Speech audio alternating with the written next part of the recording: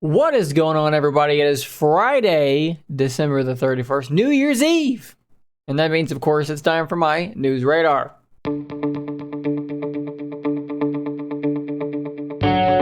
So first and foremost, I do hope that you have a lovely New Year's Eve leading into a lovely New Year. I hope the celebrations go well. Hope that everyone's being safe and smart and enjoying their time with their friends and family. But boy, oh boy, do we have some interesting and fun stuff to talk about to lead off this episode of News Radar. So this first bit of information does come from a website called Patently Apple, where you would not expect to find Surface Duo related news, but as these guys and gals over at Patently Apple do like to do, they found a patent here for something that is quite extraordinary. Now, I'm sure you've seen this going around, and I'm sure you've been wondering, when is Shane going to talk about the patent for the Surface Trio, the 3-screened Surface Duo? And that is the video now where we're going to talk about that. So let's break down exactly what we're looking at here. On December the 23rd, 2021, the U.S. Patent Office posted a new Microsoft patent application titled Multi-Panel Device. Now, this says it was originally filed 3 months prior to the launch of the original Surface Duo. So this is not a new patent. It is a patent Microsoft filed and is now public. Patents don't often get filed and then go immediately public. They often take a long time to come out, so to speak. So let's look at the image here that we have. So clearly you have down here just the original or the current Surface Duo, a 2-screen, simple as that, standard device. But up here, you do have a 3-screen device, and it looks just like a Surface Duo with an additional screen, a Surface Trio, if you will. So the first thing that I want to kind of dig into is, how does this thing actually function? Now, granted, it's not a real device, it's just a patent, but how would it function in theory? Obviously, the original Surface Duo and Surface Duo 2, not that complicated. It's a clamshell. It looks like a laptop.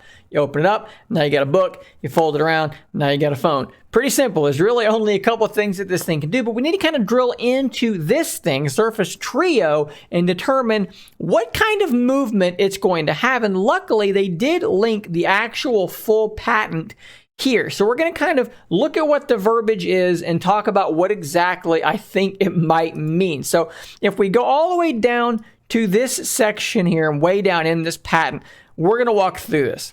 Figure 14, and this is figure 14 here, so we're looking at the right thing, shows a multi-panel device, 1400, including 3 display panels. A first display panel, 1402, is connected to a second display panel, 1404.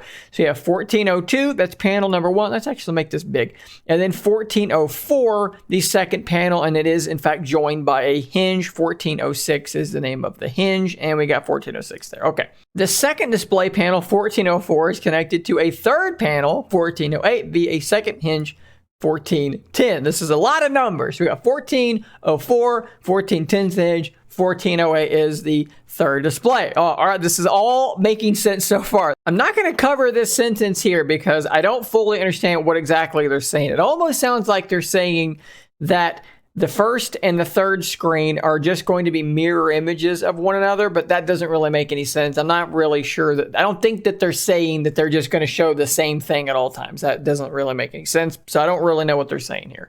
If you think you know what they're saying here, please drop it in the comments. But the next sentence is interesting. The first and third display panels, 1402 and 1408, so 1402, 1408, may pivot in any suitable pivot range relative to the second display via the first and second hinges. So it sounds to me like, and this image seems to show 1408 bent back and 1402 bent forward. So it does sound to me like both of those screens can fully articulate like so. As one example, the first and third display panels may pivot such that the device lies flat with first and third display panels positioned adjacent the second display panel. I think they're literally describing like a triangle where you got display number 2 here and then 1 and 3 like this in a triangle shape. As another example, the first and third panels may pivot such that the 3 display panels are stacked on top of each other in order to reduce an overall form factor. Okay, so that's another interesting thing here. So theoretically,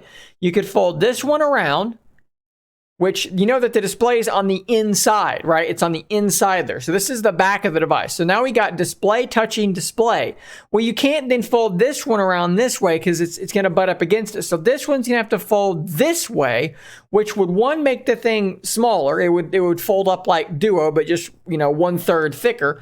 But now this display is always facing outward, which is rather interesting because one of the biggest complaints with Surface Duo and Duo 2 is that there's no cover display. And granted, I know that Duo 2 has the screen down here where you can see, but no one cares. But this thing would just have a display on the outside all the time, because this third display here would have to fold round that way. That's actually pretty interesting. And of course, it would be simple enough to take this thing. You basically have to fold it out and then out again to get your middle panel in. But you could conceivably just have this one here.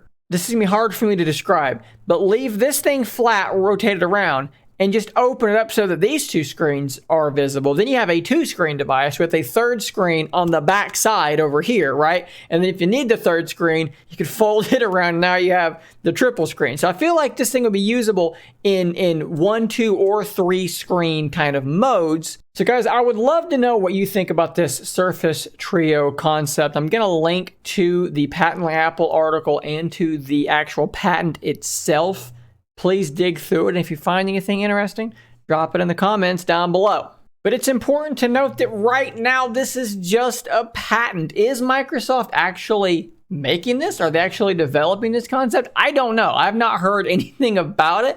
It's entirely possible that they've been dabbling with this in the background, but I do think that Duo is their main concern in terms of their mobile phone division. But who knows? Stranger things have happened. I'd also love to know if you guys actually would want to see something like this even exist in the first place.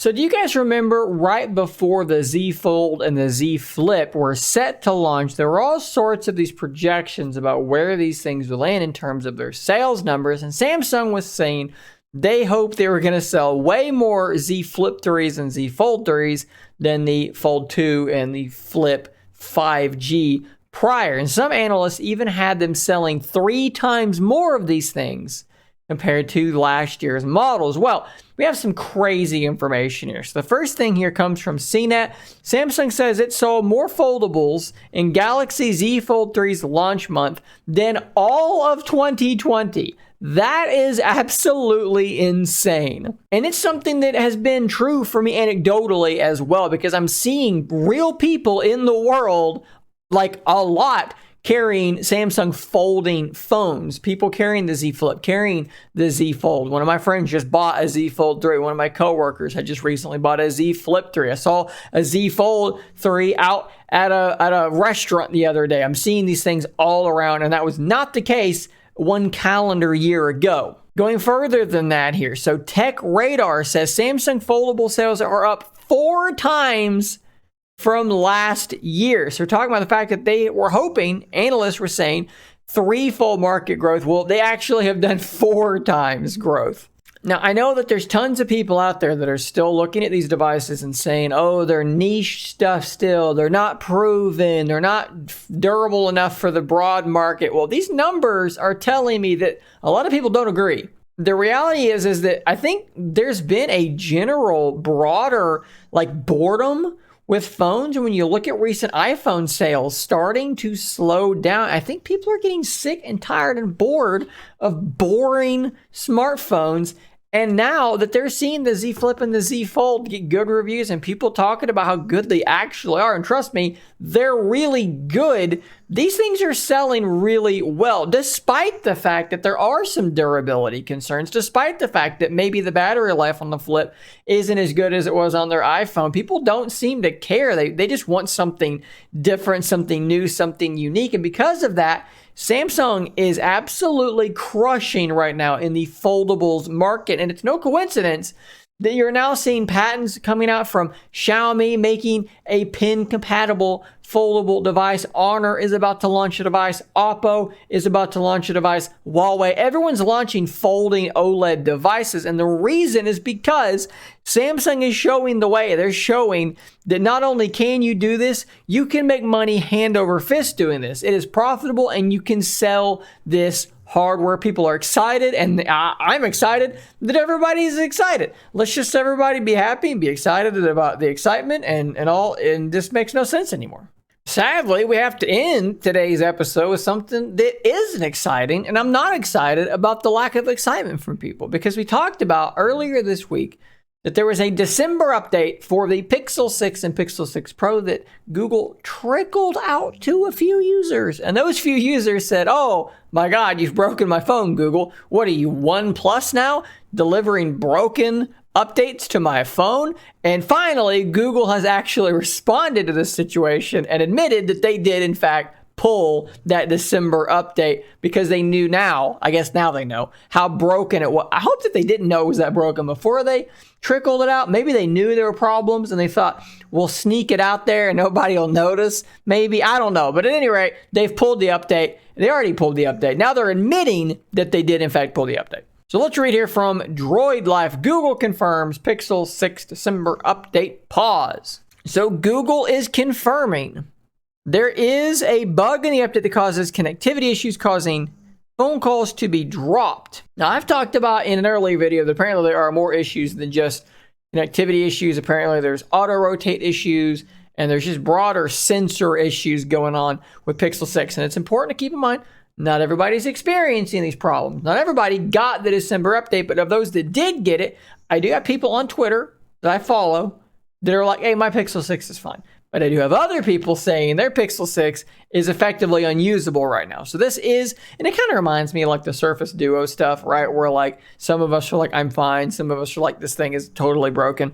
And that kind of stuff does happen. But in this instance, it's happening to a Google official device, which is a little bit ironic. Luckily, if this is affecting your Pixel 6, help is on the way. And you do have some options. You could just, of course, wait until January is what they're saying. Late January, they're going to actually put out the December update. And I guess hopefully get security patches caught up and everything.